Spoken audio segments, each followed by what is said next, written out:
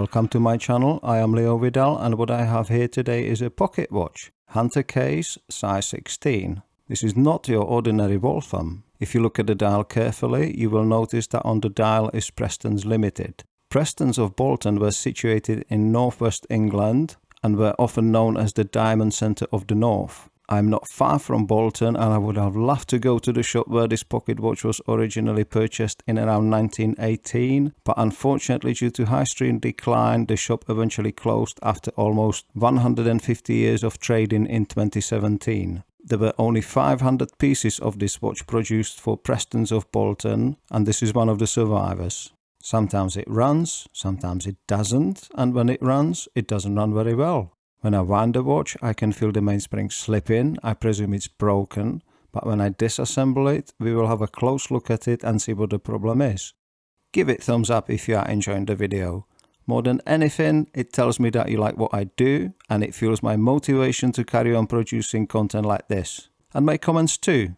Tell me what you like, tell me what you don't, and constructive comments are always welcome. Please note that there is a difference between constructive and negative. Constructive comments will help me to progress in the right direction. Negative comments do not help anything.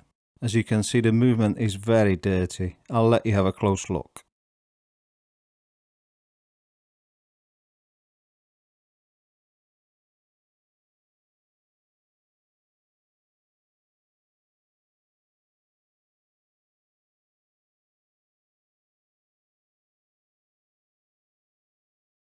There's a lot of dirt on the balance cock.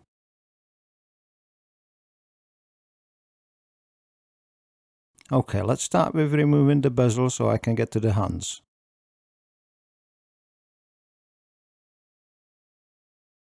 I'd better remove the acrylic glass since it's coming off the bezel. It's not looking too bad, no deep scratches there, but I think I'll replace it considering the low cost of a new one.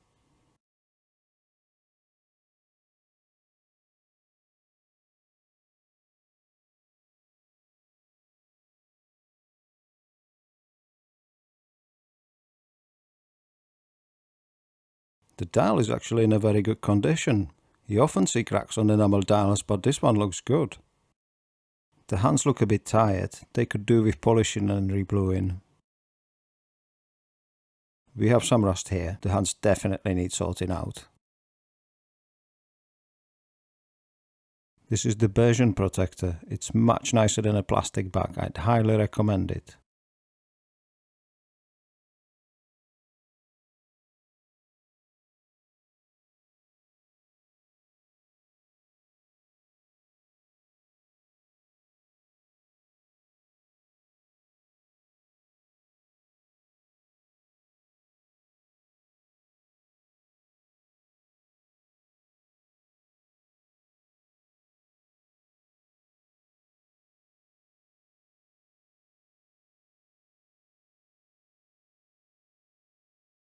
Let's have a close look at the hands.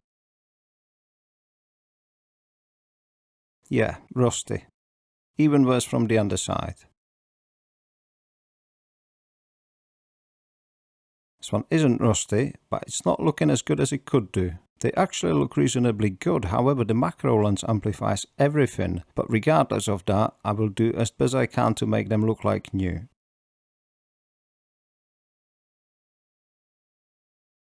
I'll hold the click out of the way and remove the power from the mainspring. There's not going to be much power there, but better be safe than sorry.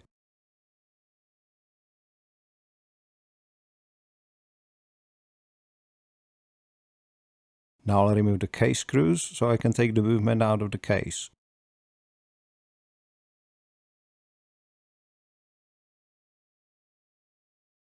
The crown is pulled out and I'm gently pushing the movement out. I'm watching my fingers, keeping them away from the balance.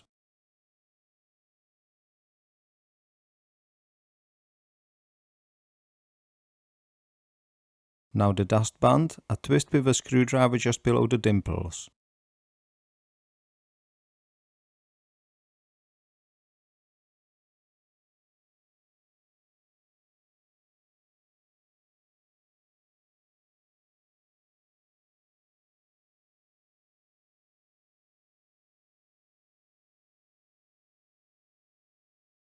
Now I have access to dial screws. I'll loosen them a little so I can remove the dial.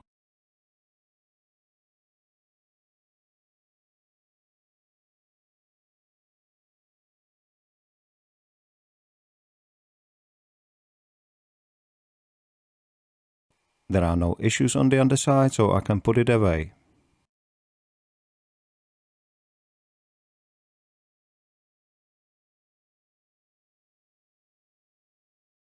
I'll remove the dial washer and the hour wheel before I turn it over to remove the balance. Let's have another close look. The lettering doesn't look too good under the macro lens, and I have a feeling that some of it might come off during cleaning. Nothing looks good under macro.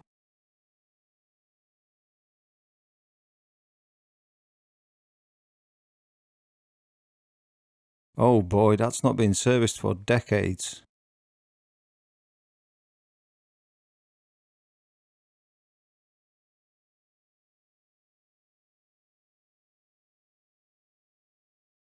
Okay, now it's the time to remove the balance.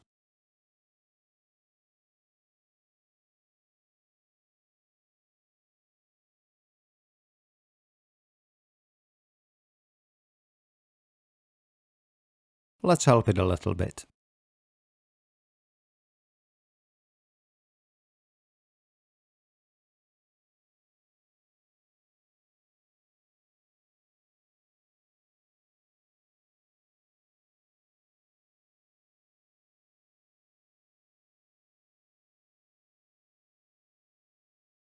Now we can continue with the motion side.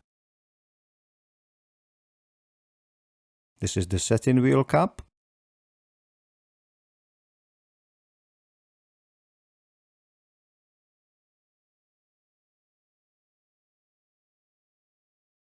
Minute wheel.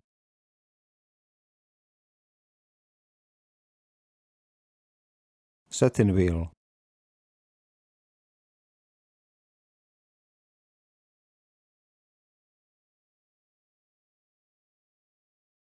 Now the cannon pinion. Note that the version 4854 is good for this, but it doesn't work for cannon pinions below 1 mm in diameter. I made a video about this, check it out on my channel. Now I can remove the pallet bridge and pallet fork.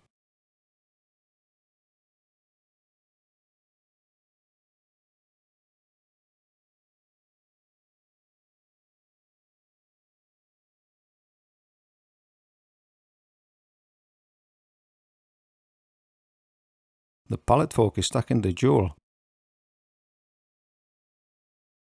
That wasn't too good.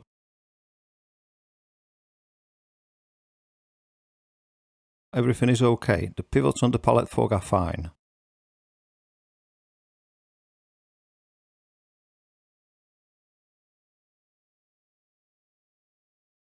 Now we can move on to the barrel bridge. The ratchet wheel first. Waltham calls it winding wheel. Firstly the steel disc. The winding wheel.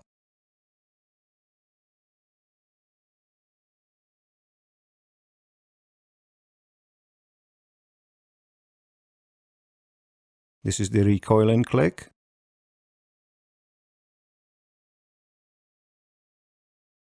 Now the crown wheel. Note that the screw on the 1899 model is not reverse threaded. The steel disc.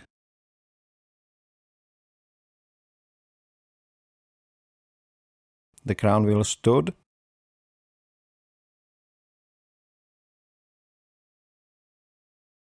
The crown wheel.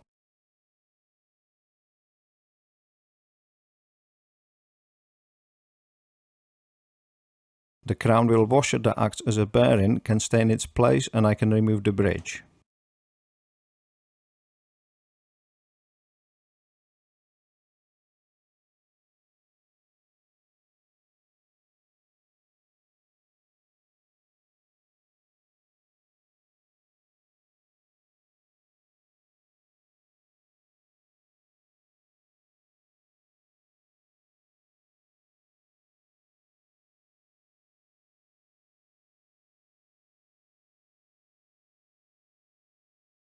Now the train bridge.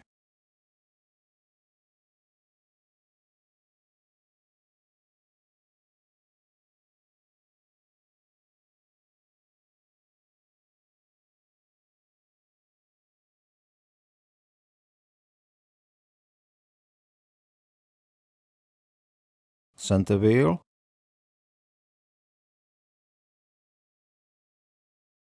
third wheel, fourth wheel,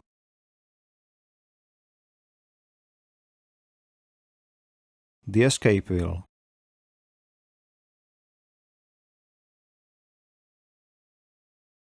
and lastly the barrel.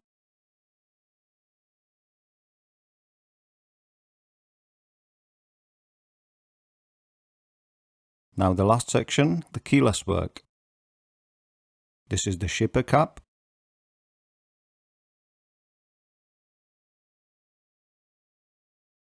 shipper spring, shipper lever,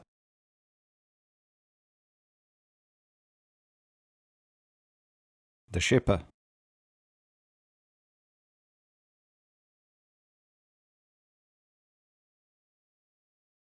Let me remove the whole thing and put it on the bench.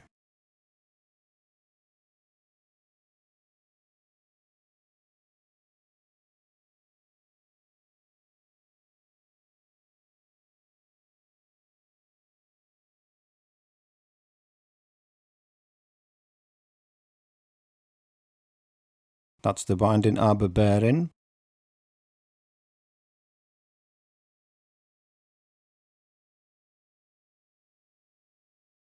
Look at the tweezers on your right looking like new. That's my Sunday driver. The rod I'm holding with my Sunday driver is called the plunger or the push piece. This is the winding pinion.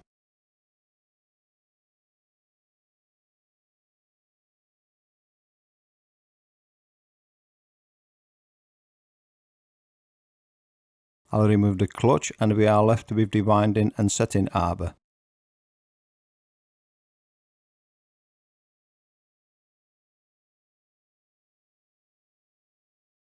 This is the shipper bar.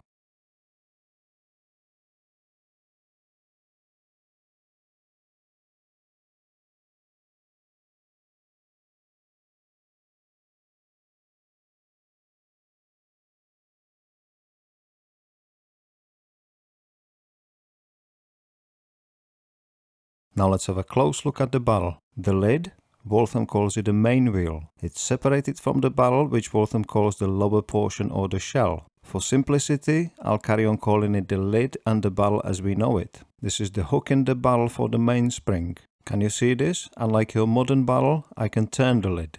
The arbor is squared at the bottom so as to remain fixed to the ratchet wheel. When the mainspring is wound, the ratchet wheel turns the arbor and the barrel, and as the mainspring energy is released, these parts now remain stationary, but the lid, which is geared to the wheel train, delivers the driving power for the mechanism. As you saw, I lifted the arbor without removing the lid first. I'll let you have a close look at the arbor, and in a moment I'll separate the barrel and the lid so we can have a close look.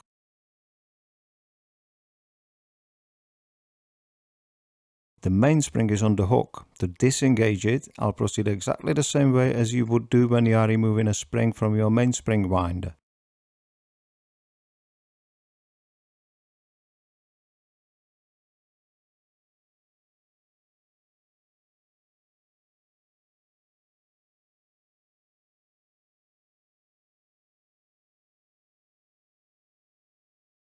Here's our barrel and I can't see anything broken as yet.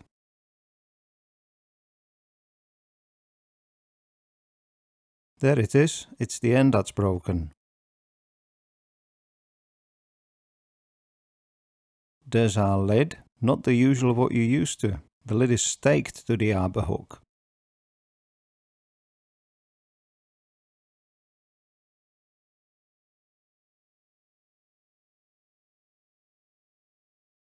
I'll take the spring out. What do you think? Is it going to be set?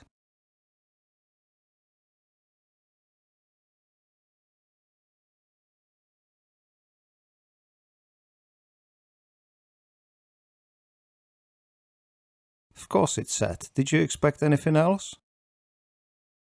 Now here's our barrel with a squared hole. And there's the hook. What we need is a hole and mainspring.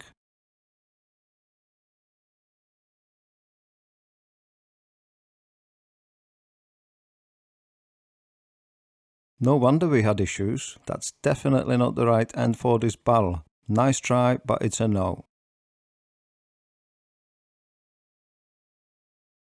All parts have been cleaned, but to clean these jewels properly, I will have to detach the balance spring from the balance cock.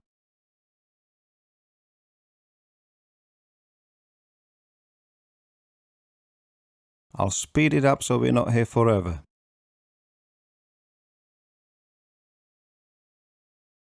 I have a set of these, 15, 20 thereabout, all ready to be used. I couldn't be bothered with pegging out one jewel hole, then sharpening the pegwood again before I can move on to the next one. The pegwood has been soaked in Horosolve. I'll turn it over and do it from the other side too. This is isopropyl alcohol. I want to remove the small bits of pegwood left behind. While the balance is separated from its cock, I'll dip it in Bezel dip.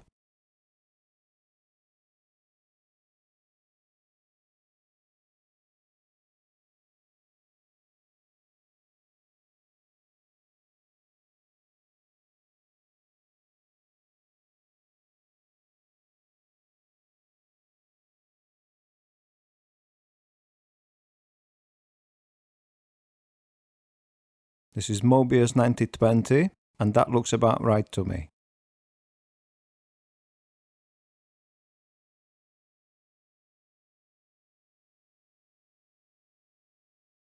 Same procedure for the other jewel. One of the screws is little smaller than it should be, but it holds in place just fine, so I'll leave it that way. I'm not going to show cleaning it in isopropyl alcohol afterwards. It's quite difficult to stay in 9 to 10 mm frame, but all parts cleaned with pegwood I will give a rinse in the IPA. This watch without any doubt has not been serviced for decades, so I'll peg out the jewels and also the non-jeweled bearings from both sides. Some of the jewels are far from perfect. These are natural jewels. I don't want to remount the main plate and bridges to make larger holes for modern synthetic jewels that are also bright red comparing to these jewels. I'll see how it runs, and if I have serious issues, I'll have to look for the tool for rubbing jewels and old style jewels on eBay.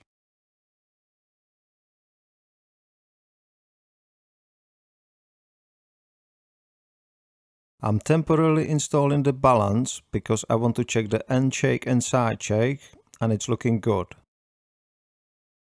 I also want to check that the balance turns freely. If one of the jewels is not seated properly, we'd have issues later on.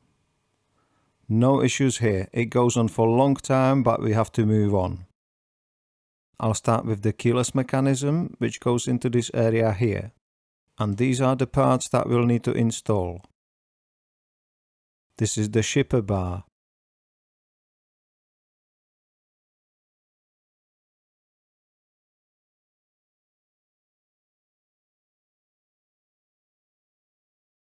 That's the winding arbor bearing. I'm going to put some Mobius 9501 here, where the winding and setting arbor goes. And Mobius 9501 on all 4 square portions of the winding and setting arbor.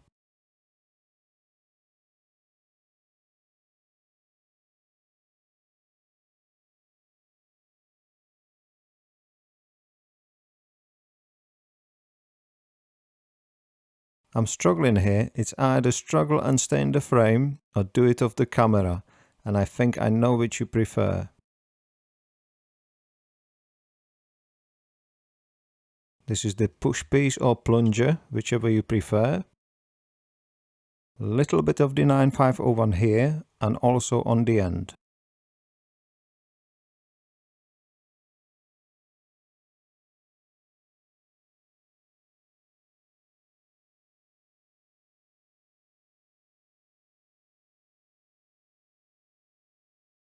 Some 9501 here for the winding pinion.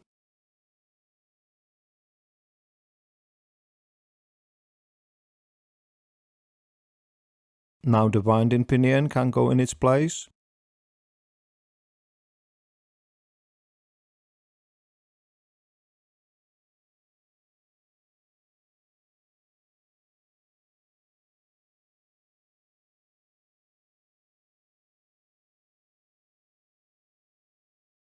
I'm going to put the 9501 only on the sides. There's no point putting the grease in the middle because the shipper can only reach the sides.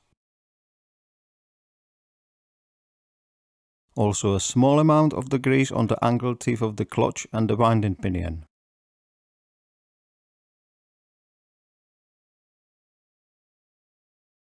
This is the shipper. You don't need to remove the screw for the shipper during this assembly. I didn't know that this screw is a post for the shipper. It doesn't actually hold it down like a screw would do.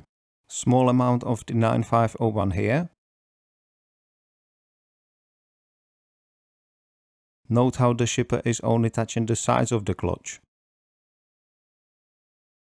That's the shipper lever.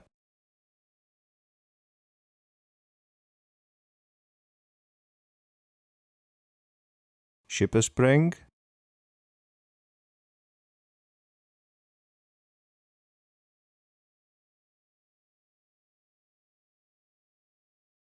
That's the shipper cap.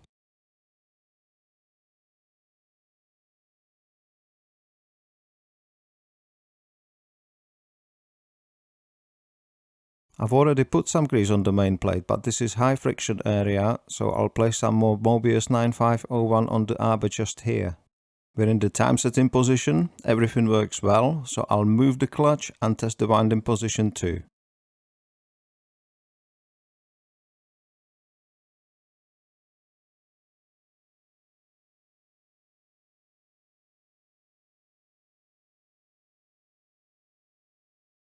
Now it's time to assemble the train. The barrel goes here, center wheel, third wheel, fourth wheel, escape wheel. First of all, we'll have to assemble the barrel. This 2227 made for Waltham, not by Waltham, was fine when I took it out, but after 24 hours of good timekeeping it started misbehaving. So I took it apart and found that the mainspring was set. I decided that buying a new old stock wasn't the way to go, so I looked up the measurements and purchased a brand new GR mainspring. I actually purchased 3 mainsprings. I damaged one, so I bought 2 more in case something goes wrong. The end of the GR mainspring will need modifying. Without modification, when the barrel is near full wind, the whole end would release from the barrel hook. If you are working on the same movement, this is the GR reference I used. I didn't like how flat was the end of the mainspring, so I took the other one out, and as you can see, even though they are both new, they are not equal. See the difference in the bend? I'll go for the one on the right. This is the end that will need modifying. Also the coil, the diameter is too small. The diameter of the hook is much larger. That's the mainspring I damaged. Can you see the cracks? Before you attempt to create the bend, you have to anneal it. It's very simple. Heat it up until it glows red and let it cool down naturally. Same for the coil. Heat it up until it glows red and do not quench it. Let it cool down. It only takes a few seconds. You can probably skip this step. It's up to you whether you want to round the corners. Now the end has been annealed, you can create the bend without worrying that you are going to damage it. If you don't anneal it, you will snap it like I did before.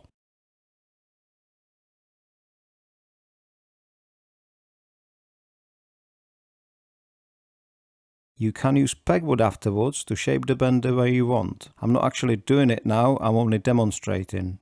And that looks about right. To stretch the coil, I'm going to use my tweezers. Some sort of conical rod would be much better for this if you have one. I'm rotating it and moving it slowly up the tweezers. That's definitely larger, we'll have to have a look whether it's right. That looks good to me. Don't forget, the steel is soft at the moment, it needs to be tempered. Same procedure as before, heat it up until it glows red, but this time quench it immediately in water. Now I'm going to create a taper in the hole. This is 1mm ceramic stone I'm using. And that looks about right. Now I'm going to have to clean the mainspring because I had my fingers all over it. Firstly I'm going to use Horosolve, then I'll use isopropyl alcohol.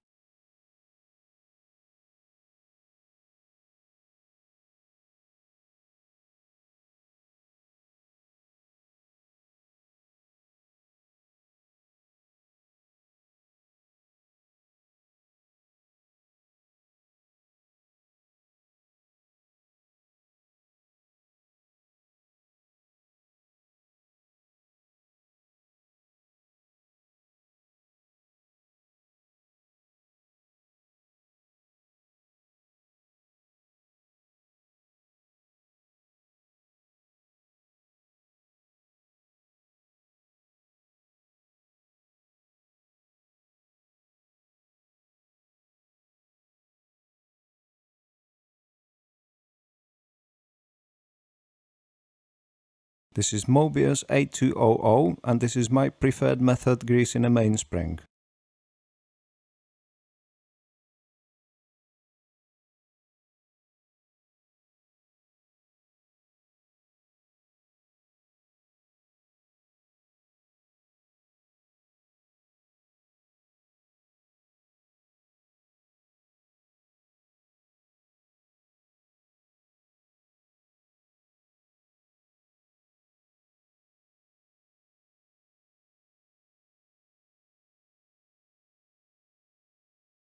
Now, mainspring binders. Even the largest modern version number 15 with 4.99mm arbor diameter is too small for this hook. And if it wasn't too small, the drum would be too large. If you want to see the version 5356, I've done a detailed video, check out my channel. I'm using K&D winders, number 126 Robbins type. These are for pocket watches, no longer in production, and you'll have to look on eBay if you want to buy these.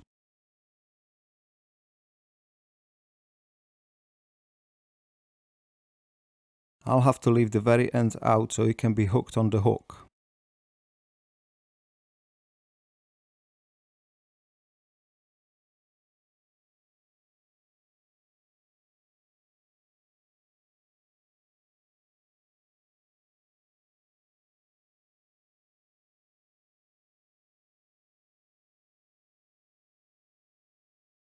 And there you have it.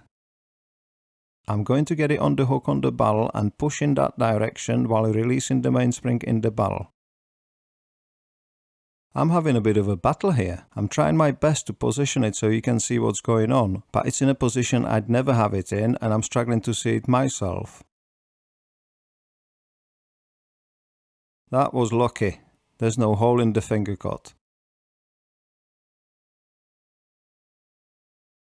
I'm going to put the lid on. I'll position it so the hook is around where it should be, but perhaps a touch before the hook hooks onto the mainspring. I'll be able to turn the lid afterwards until the mainspring snaps on the hook.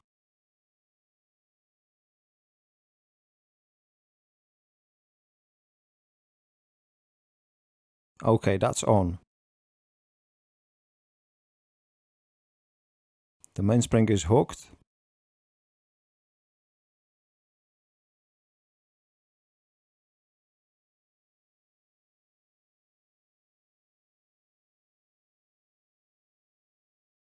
Now I'm going to turn the lid until I feel a resistance.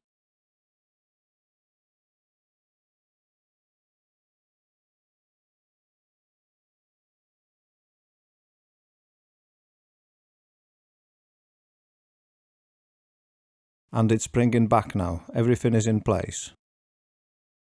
And there we have it.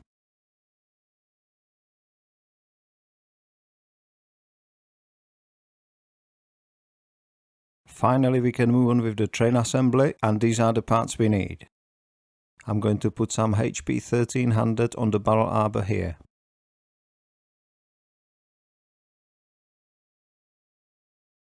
You need to make sure that the squared section is seated properly in the barrel. This is also HP 1300 oil.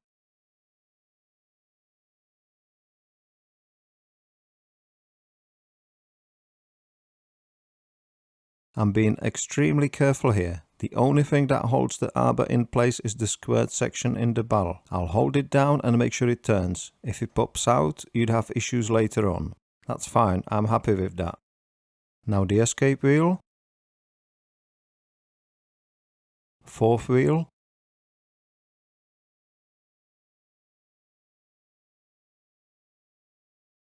third wheel,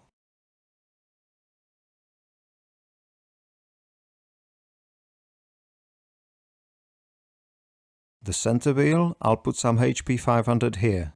There's nothing wrong with the viscosity of the oil. I'm speeding up the video so you don't have to wait while I get some more oil. Now I can put the center wheel in its place. Now the train bridge and the fun getting the pivots in the holes.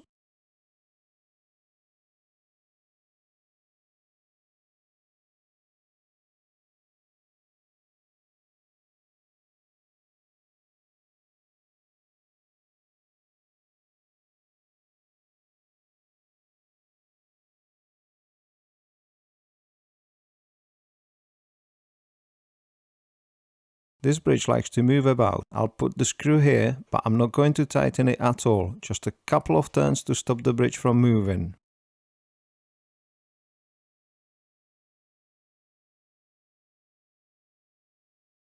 That's better.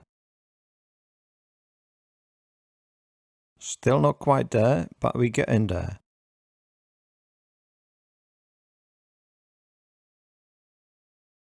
Here we go.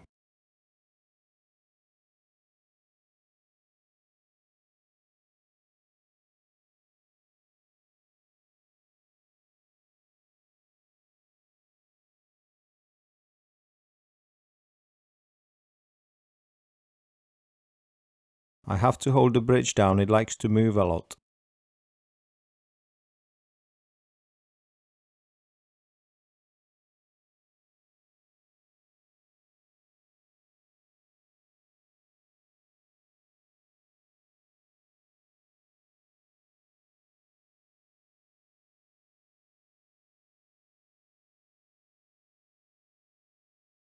Next on the menu is the barrel bridge, and these are the parts. HP 1300 on the barrel arbor.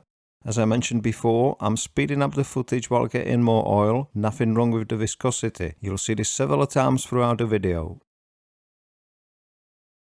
I already put the screws in, which I don't normally, but I really don't like how much these bridges move when you touch them, so I'll do anything to make my life easier.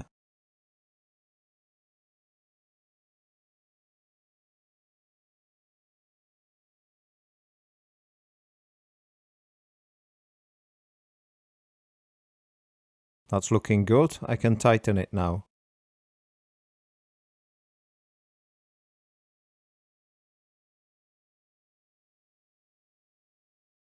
One more test.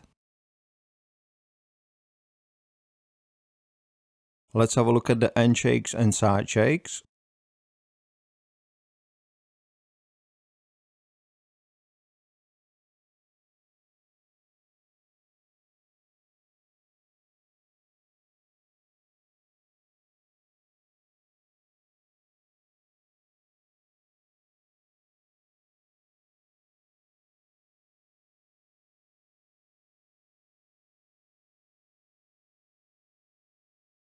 They all look good to me.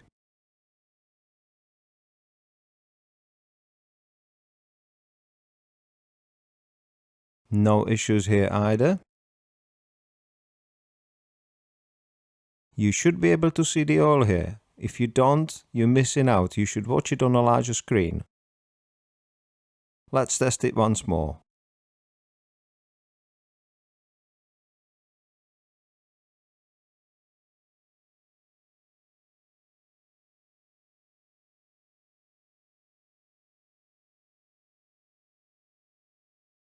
Enough of that, back to work.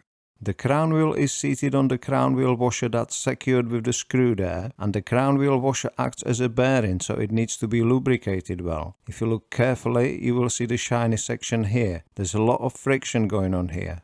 It's only the section there on the crown wheel washer, but when you look at the underside of the crown wheel, you will see that it's rubbing here all around.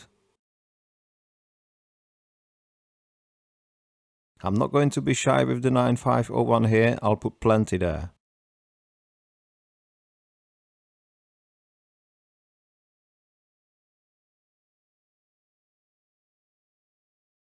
I like to paint. Go on, a little bit more.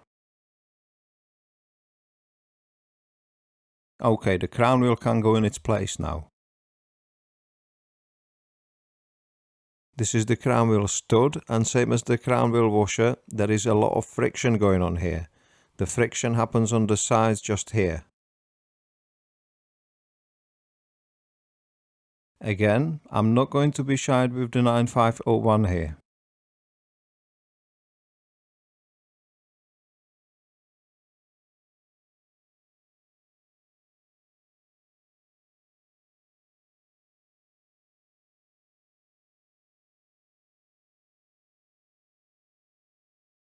This stud really needs to be seated well. It did cause me problems before. If it's not seated well, the crown wheel will not rotate properly. It stopped dead on me before when I was winding the watch, so keep an eye on it. I'll put the disc there, and remember, this screw is not reverse threaded.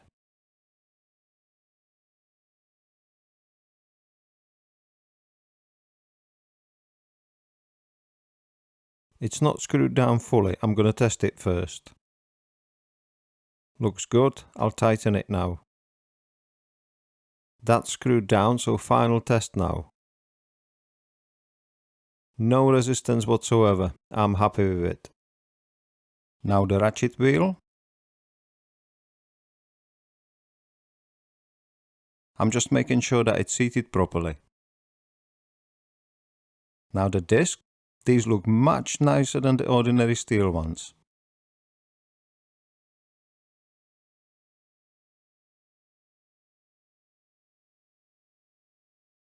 I'll use my brass tweezers to stop the ratchet wheel from rotating. That's it. I'll test it to make sure everything works well.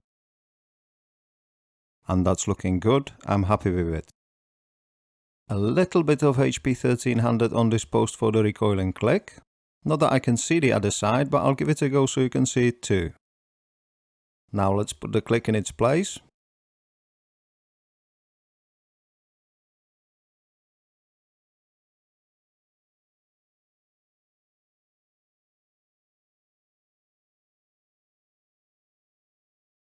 Let me turn the winding and setting arbor, which is just here.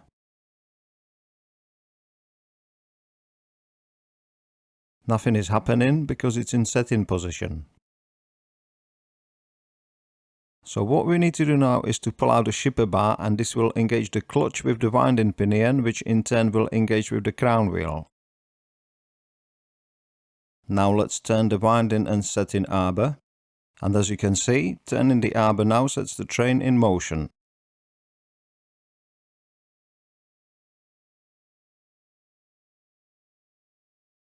I'm going to put the pallet fork and pallet bridge in place for now because I want to test the mainspring and see whether the mainspring will stay hooked, and I also want to see how many times the barrel will turn. If it turns 5 or 6 times or thereabout, we should be good. The depth of field with macro lenses is razor thin, just the height of the bridge, and we're out of focus.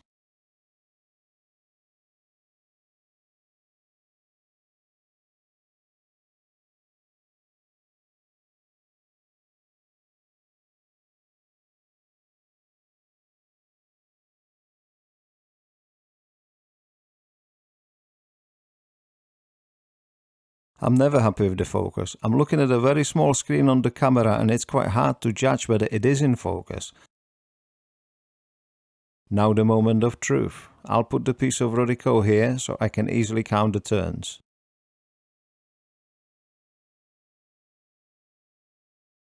1, 2, 3, 4, 5, 6, 6.25. What a relief, and the mainspring didn't slip either.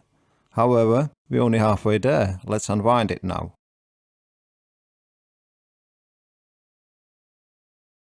1, 2, 3, 4, 5, 6.25. Perfect. The mainspring didn't slip, so now we can push back the shipper bar. We still have a few things to do, so I'll take the pallet fork out for now.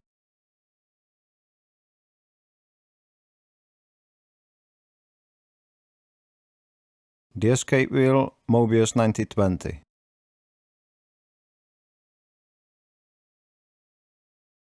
I will oil each pivot couple of times. The sinks on pocket watches are quite large. Fourth wheel, Mobius 9020.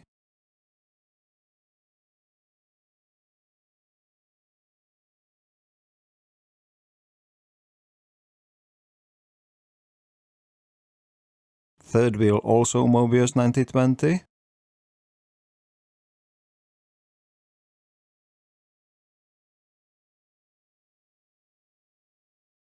Center wheel, that's HP 500.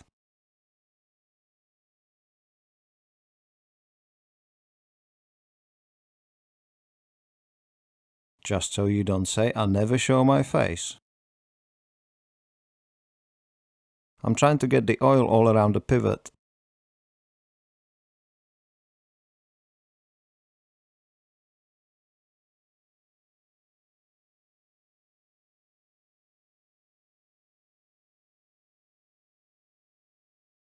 Oh, this thing really adds to my beauty.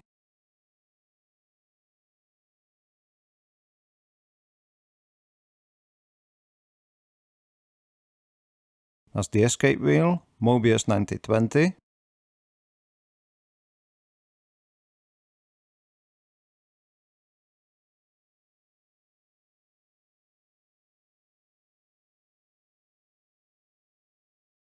Fourth wheel, Mobius 9020.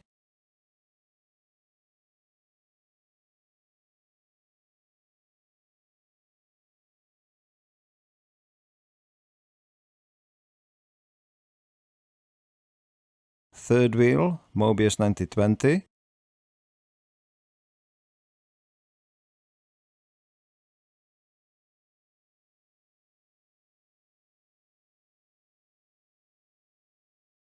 Now I can put some Mobius 9501 on the center wheel pivot.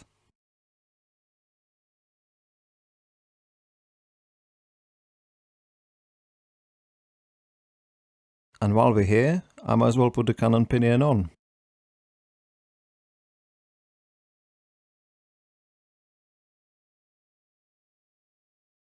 This is Mobius 941.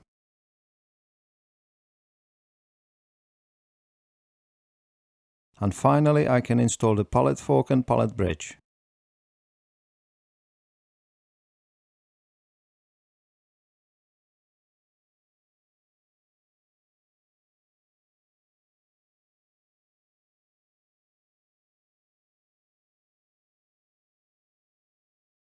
Let me zoom in a little bit for you.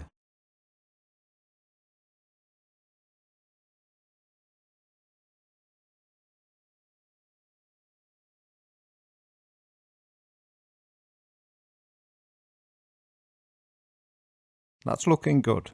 Let me tidy up a little bit after myself. Now the balance, I have to be careful here because the balance spring is positioned under the center wheel.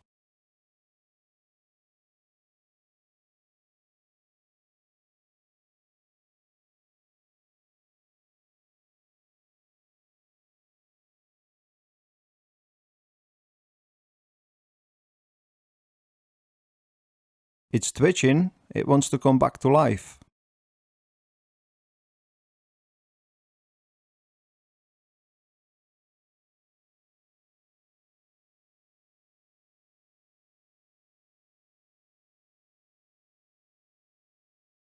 Amplitude looks good.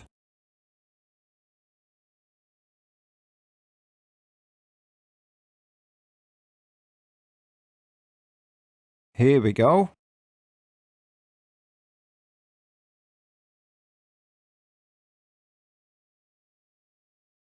Is that good content? If you think it is, give it thumbs up.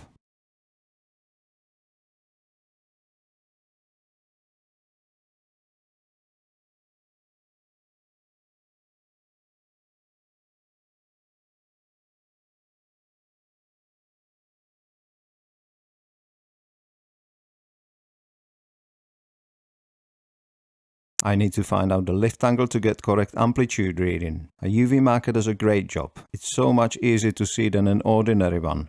Whatever you do, make sure you leave it to dry, otherwise it will flick it all over the movement. And of course you need a UV torch to see the mark.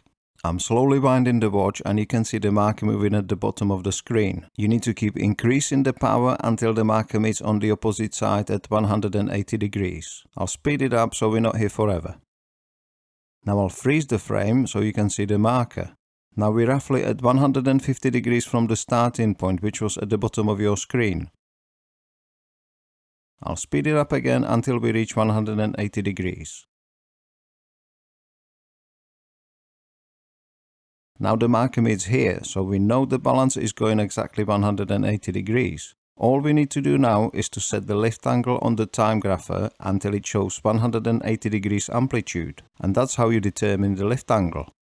The movement has been running for 20 minutes, so I'll switch the Timegrapher on and I'll speed it up and we'll have a look at it in several positions. Dial down is around 0 to -2 seconds a day. The amplitude is around 275 degrees and the beater is steady at 0.7 milliseconds.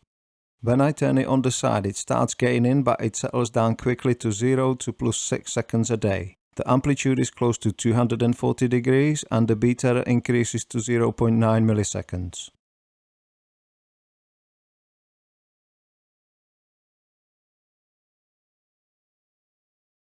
Dial up, it's gaining 3-4 seconds a day, amplitude is about 250 degrees and the beater remains at 0.9 milliseconds. Another position on its side, constant gain of around +16 seconds a day, amplitude close to 240 degrees and the beater is 0.5 milliseconds. Another position on the side, it's losing around 17 seconds a day, amplitude is close to 240 degrees and the beater is around 1.3 milliseconds. Back to dial down position, it quickly settles to 0 to -2 seconds a day, amplitude around 275 degrees and beater 0.7 milliseconds. Considering that this watch dates back to 1918, I think the timekeeping is in a great shape. Little bit of HP 1300 on the winding arbor bearing, HP 1300 on the post for the minute wheel. That's the setting wheel.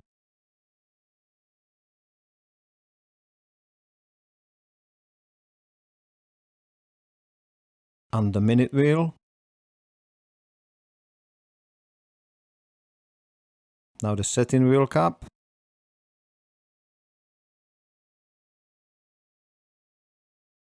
Give it a little push with pegwood.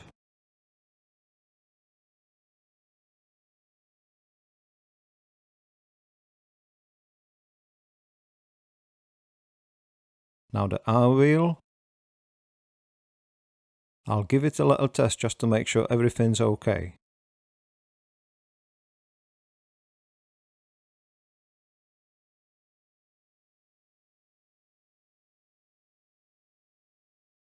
And finally the dial washer. The dial can go back in its place now.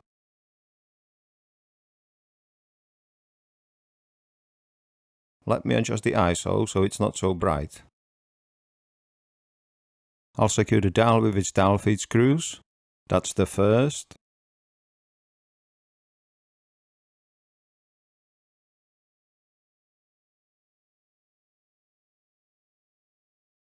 Second.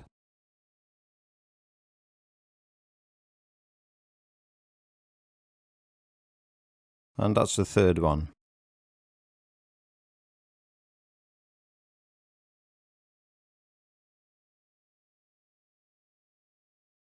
Now I can put a dustband on, it's easy, just look for the hole for the winding and setting arbor.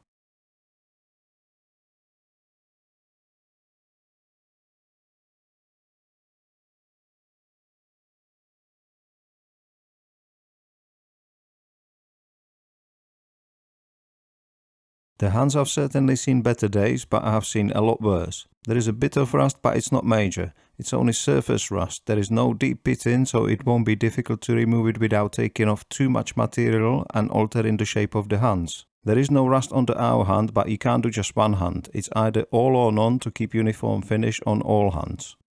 I'm not going to show you how to do the hands in this video, it would be way too long. You need to remove the rust, polish the hands and blue them. In my case, I went for the traditional method and used heat to blue them. Check out my channel for the hand restoration tutorial. Everything is there, step by step, all material is used, how they are polished and how they are blued. The hand restoration video will be finished in 4 to 5 weeks from publishing this video, so depending on when you are watching this video, the hand restoration may be or may be not on this channel as yet. You can always click on the bell to be notified when I release new videos.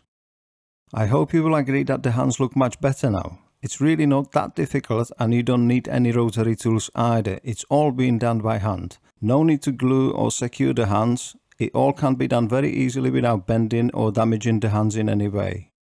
I'll start with the seconds hand. During the hand's installation you will notice that the seconds hand goes very quick at times. I'm just speeding up the video so it doesn't take forever. The problem with this hand, it's not straight, it's slightly bowed, and on top of that the subdial is not straight either. It's high at 60, so I will have to keep adjusting the hand until it's clear of the subdial and can do full rotation without stopping.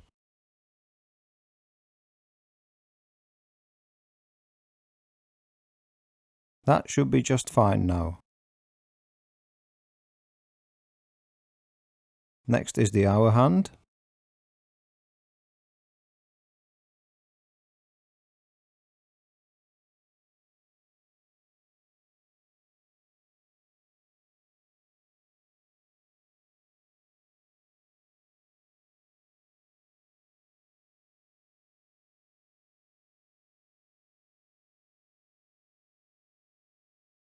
It looks like I'm showing you the hand and the dial, but what I'm doing is I'm checking how level and how far is the hand from the dial. I also need to check the clearance here.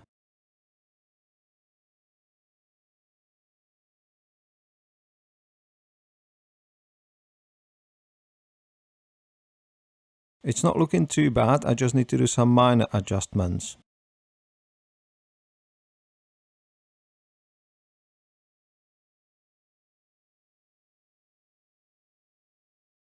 And lastly, the minute hand.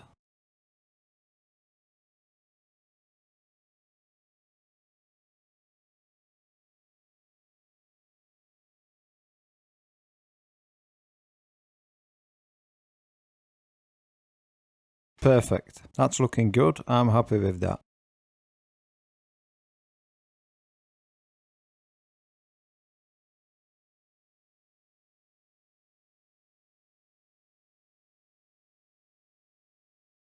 Now I need to put the movement back in the case. It's quite a tight fit, it needs a bit of playing around to get it in.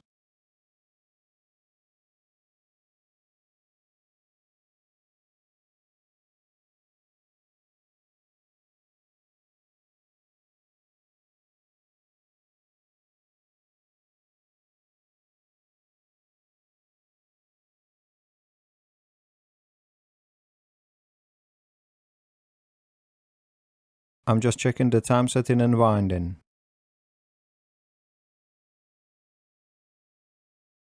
And it's looking good. Now I can secure the movement in the case with the case screws.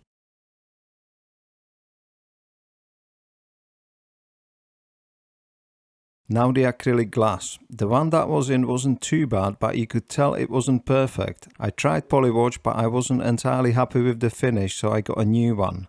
It's nice to have a new glass. That's what the owner will be looking through at the dial. Look at that, nice and clear, it looks beautiful.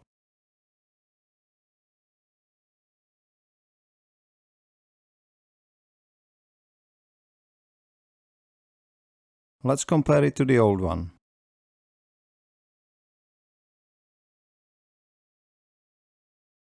Can you see the difference? It's not a huge difference, but the devil is in the detail. You can tell from the reflection of the lights, the one on the right is a little milky. I was going to record fitting the glass in the bezel, but I had really difficult time with it. The bezel is slightly twisted and it took me ages to get it in. Align it correctly, bit of a push, and here we go. It's been a long journey, but it was worth it. You'll often hear, get a pocket watch, they are easier than watches because they are larger. That's correct, they are larger, so they indeed are easier to work with, but they are not easier than watches. These pocket watches are old. Many people worked on them, some skillful more than others. Parts no longer available. Sure, you may find some on eBay for the particular movement you have, but sometimes there were differences between batches, so even if you get exactly the part you need, there is no guarantee that it will be 100% perfect fit. Same for tools. The mainspring winders I needed for this watch are no longer in production. You may have to hunt for all tools. Saying that, I encourage you to get a pocket watch. In my opinion, you will learn a lot more working on a pocket watch than a modern watch. Guys, give it thumbs up if you enjoyed the video. I worked hard to present you with a clear video and on a macro level in many places, so if you enjoyed it, give it thumbs up. If you would like to support the channel, you can do so by buying me a coffee. The link is below in the description. And if you are interested in what my favorite horology books are and what gear I use to create these videos, there are also links below in the description. Thank you for your support. Now I'll shut up and let you to enjoy the footage. Bye for now.